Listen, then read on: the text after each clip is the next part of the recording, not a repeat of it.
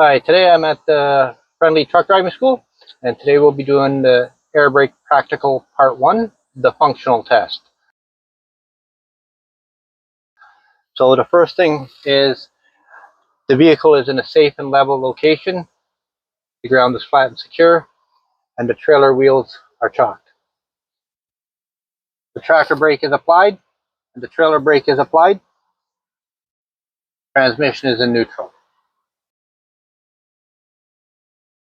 And we're going to be checking the low air warning device. We're going to start the vehicle.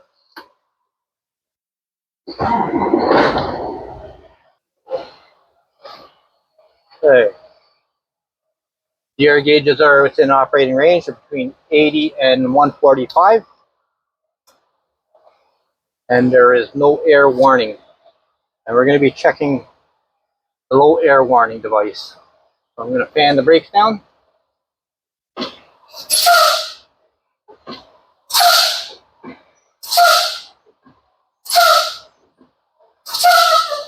And the low air warning came on at, check. The low air came on at 75 psi. This is good because it's above 55 psi.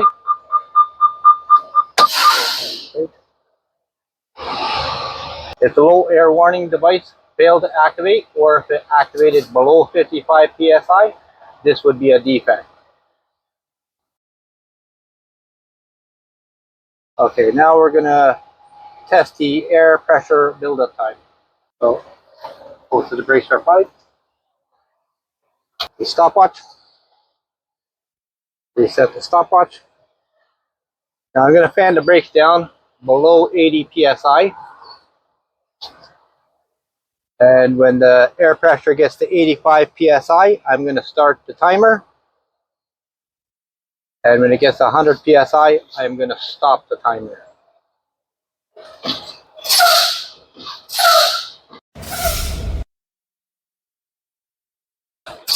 Right. The air pressure is below 80 psi. I'm going to wait till it gets to 85 psi. And it's at 85 psi, I'm going to start the timer. Put the RPMs to between 600 and 900 RPM.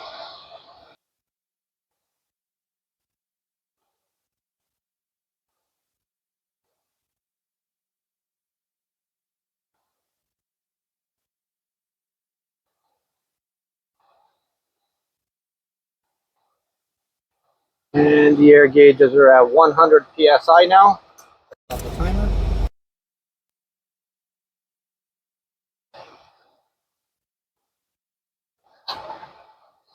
And it took 27.34 seconds. The limit would be 2 minutes. If it was more than 2 minutes, then defect.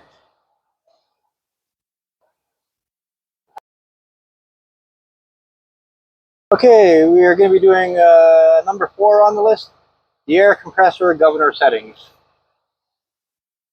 So, as you can see, we'll see where the needle stops moving.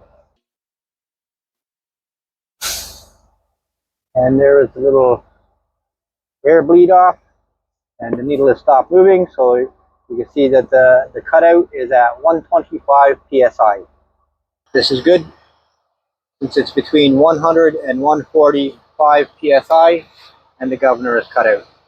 So now I'm going to fan the air down, and when I see the gauge start to move back up, I'm going to know this is the cut-in, governor cut-in. We're going to fan the brakes down very slowly and see where the needle starts to move back up in pressure.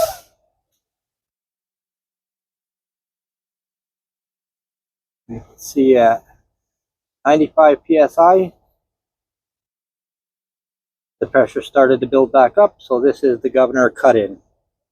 This is good because 95 is above 80 psi. If it was less than 80, it would be a defect.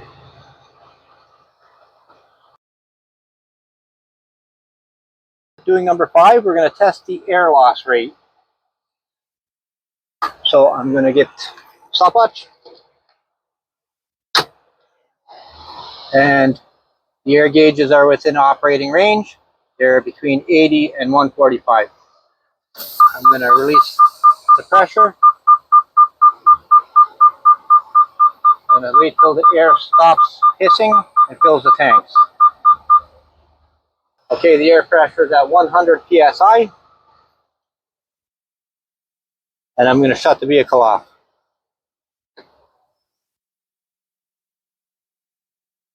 I'm going to fully apply the service brake.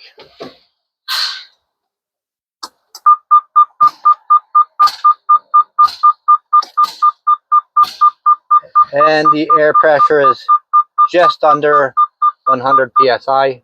And I'm going to start the timer. Stick my head out the window and I'm going to listen for any air leaks.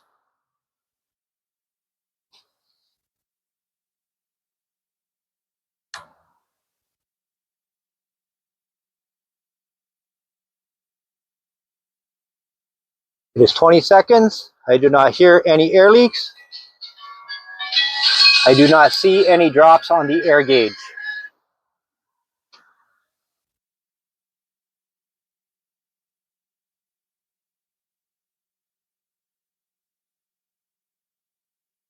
"40 seconds.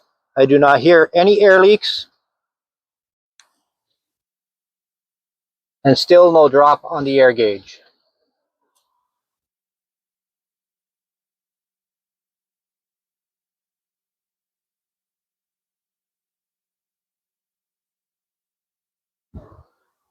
It is 1 minute. I do not hear any air leaks. There is no drop on the air gauge.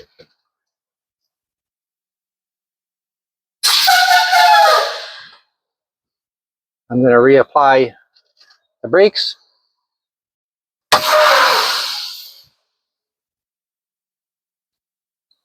So there was no drop in the air. If there was any more than 4 psi drop for this tractor trailer combination, it would be a defect. To do number 6, test the automatic application function of the trailer brakes. So currently the air pressure gauge is within operating range. It is between 80 and 145. The current pressure is at 120 psi. I'm going to release the trailer brakes and let the system charge up. When the air stops filling the system, the trailer air is fully charged. Now I'm going to apply the trailer brake. And I heard the air exhaust from the trailer indicating that the spring brakes applied automatically. If they didn't apply automatically, defect. Do number 7, where you're going to test the tractor protection valve. The air pressure is within operating range. It is between 80 and 145. The current pressure is at 120. And I'm going to step out and remove the service line coupler to the trailer.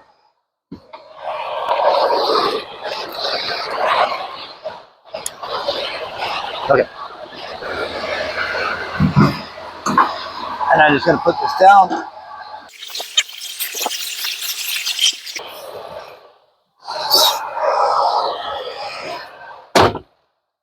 Okay. I'm going to release the tractor brake only.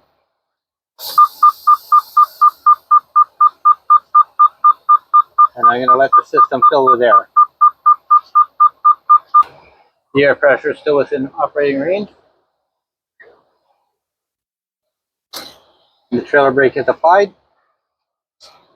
The air is still within operating range. It is 110 psi.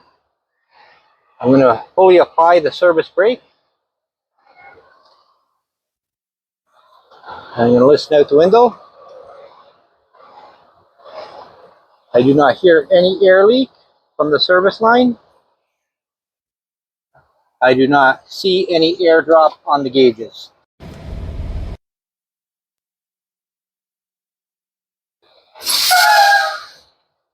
So now I'm going to reapply the tractor brake. And I'm going to reattach the service line to the trailer. We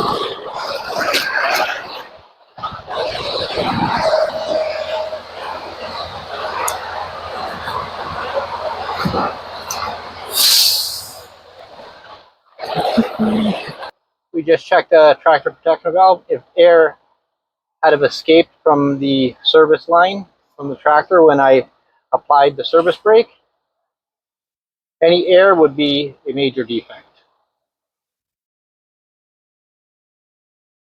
We are going to be doing number 8, test the spring brakes. Give me 1 second. I'm just going to remove the wheel chocks. Okay.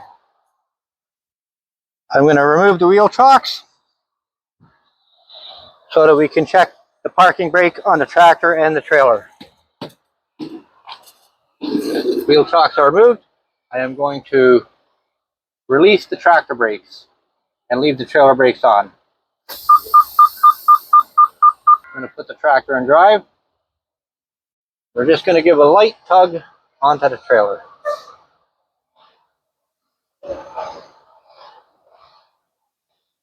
Tug 1, tug 2. The trailer spring brakes are holding. I'm going to reapply the tractor brakes. I'm going to release the trailer brakes. And we're going to give, and we're going to put the tractor in drive again. And we're going to tug 1 and tug 2. And the tractor spring brakes hold well. I'm going to put the transmission in neutral. I'm going to reapply the trailer brakes. And if there was any failure of either of the spring brakes, this would be a defect.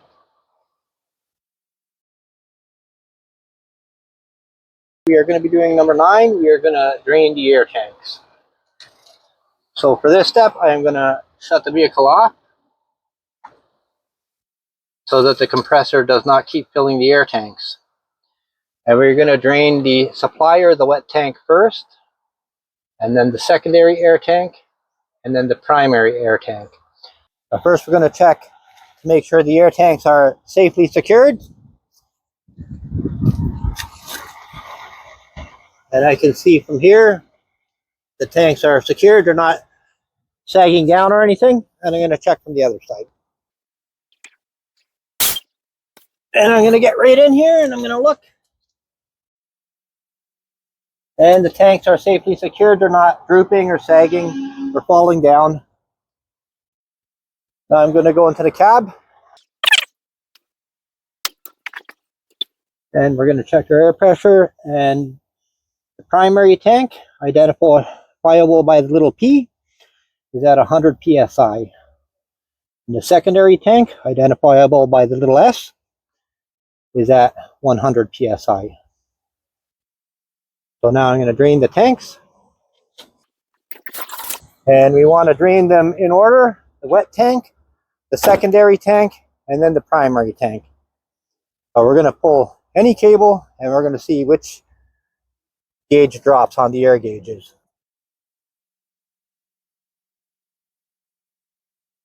So I'm going to pull this one, and then I'm going to go see if any air has dropped onto the gauges. And neither of the air gauges have dropped, so that identifies that tank as the wet tank. And I will try this one. And then I'll check the gauges again to see if there is any drop. And there was a drop in the secondary tank. I'm going to drain the tanks fully. We're going to drain the wet tank fully, and we're going to be checking for any abnormal discharges underneath. Any oil, sludge, anything.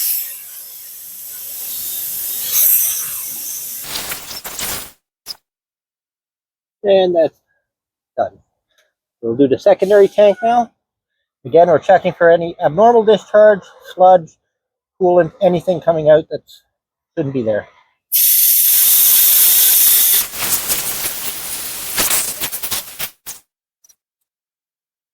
Okay.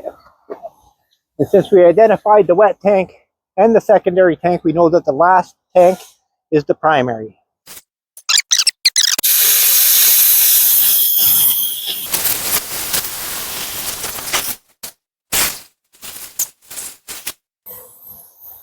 Okay, all three tanks drained out, no contaminants, no abnormal discharges, sludge, any kind of foreign material or discolored material.